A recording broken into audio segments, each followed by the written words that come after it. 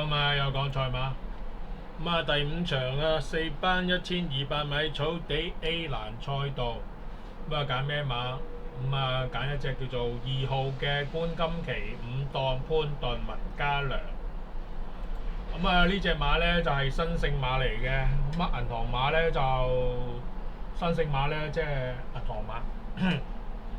咁咧今季開波就贏啦。咁啊，你有一樣嘢你要記住。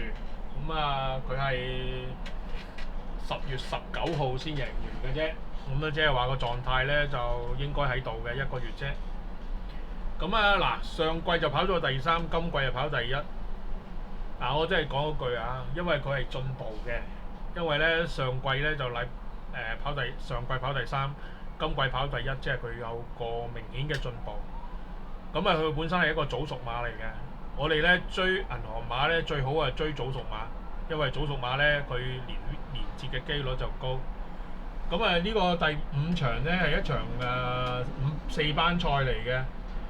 咁呢個冠金旗咧就都喺4班贏。咁啊，即係佢要上3班睇下得唔得㗎。佢通常而家嗰個見到好馬咧都砌上去嘅都，因為有獎金啊嘛。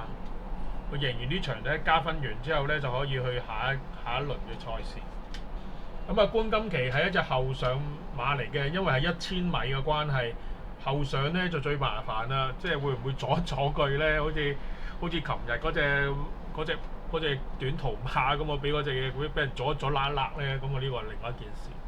不過冠金旗應該好強橫嘅呢隻馬，係文家良一隻子彈馬嚟嘅。文家良都好希望會贏嘅 ，OK， 應該係啊，唔會唞嘅呢啲馬，因為咧佢一贏唔到咧會轉倉噶嘛。嗱，佢後上嘅能力咧唔係咁高嘅啫，最高嗰個係快樂高球，第2咧就應該係隻踏雪尋梅，咁佢咧就係第3名嚟嘅，咁啊贏咗好多馬噶啦都。咁啊睇下馬會個網頁啦咁樣。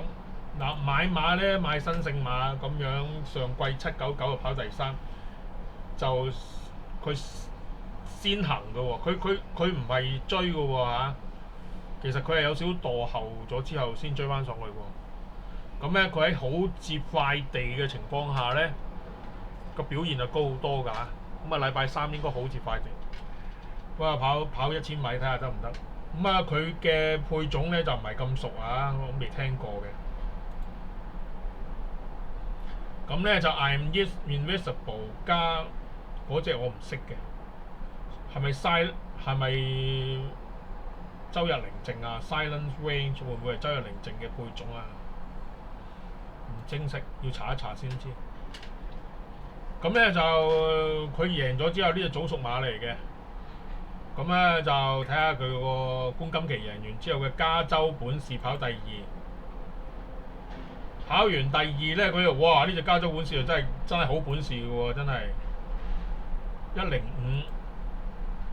105跑完第2之後再跑第3嘅喎，高水準賽事嚟嘅喎。咁啊，加州本事就贏唔到咁解嘅啫。團結勇士咧跑第3之後跑第8冇嘢睇。咁啊，踏雪尋梅佢嗰個速度好非常之快喺兩隻2號同10號。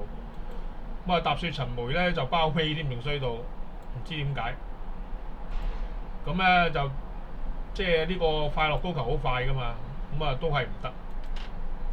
呢場咧就唔係高水準賽事嚟嘅，係一個普通賽事，但係咧就加州本事係比較上係強橫嘅一隻馬嚟嘅，即係將來咧加州本事一隻銀行馬嚟嘅應該係，其餘嗰幾隻咧都唔得。咁啊呢個冠金旗咧就喺個藥組裏面咧贏咗出嚟，咁嘅形式嘅啫。好啊，睇下冠金旗點跑啊！喺8檔嘅位置，5號。咁咧就因為你哋睇唔到佢褪後㗎，8檔嘅位置呢個位置，白色衫嘅嚇，白色帽嘅應該係。咁啊好啦，我哋開跑睇下佢英姿係咪好輕鬆贏啊？好啦，白色衫白色帽，咁啊其實咧就一開始就散開泊車。哦，原來咧佢係先其實咧佢唔係後上嘅，佢係成紮馬喺前面飄啊！即係喺一個中銀集團啊。咁樣點搞啊？而家咁啊，而家喺呢個位置度啦，鬥住咯。佢個位非常之靚啊。咁啊，佢非常之靚之下，唔係呢個位啊，白色衫呢隻位啦，呢個位。嗱，佢都冇跑一邊嘅喎，推睇下有冇反應啊？推咧好辛苦咁推啊，咁啊因為好即係後生馬嚟嘅，冇打邊喎嚇，打一下兩下，夠啦夠啦夠啦夠啦，唔好打啦唔好打啦，得啊掂啊呢隻，掂啊，佢都唔係砌晒嘅 ，OK 砌咗一半啫，砌咗兩邊。嗱呢隻冠金旗咧睇個形勢咧，佢打咗兩邊嘅啫，兩邊都揩個屁股嘅啫。可能佢係後生馬關係啦。如果打嘅時候，如果佢唔中意俾人打嘅跌落去咁啊，另一件事啦。嗱呢隻馬咧就喺呢場藥組裏面咧就好標青咁贏咗啦。即係嗰隻加州滿士本身係一隻都係強少少嘅馬嚟嘅。咁啊，但係咧贏唔到嘅馬好鬼古怪嘅。咁啊，但係呢隻冠金旗咧就應該好強橫嘅，因為佢冇用盡力去跑嘅。其實佢贏完之後咧，仲有大把分喺手嘅應該。咁啊，呢隻咧係正宗嘅銀行馬嚟嘅。咁啊，之前講過啦，正宗銀行馬最緊要係乜嘢啊？跑完位置再跑贏，即係距離咧唔係得一兩個賽馬嘅啫，咁樣 OK 啦呢隻。而且咧，而家個制度咧係啲人咧係好想喺3班贏完先坐監嘅，即係4班上3班贏完3班先至坐監。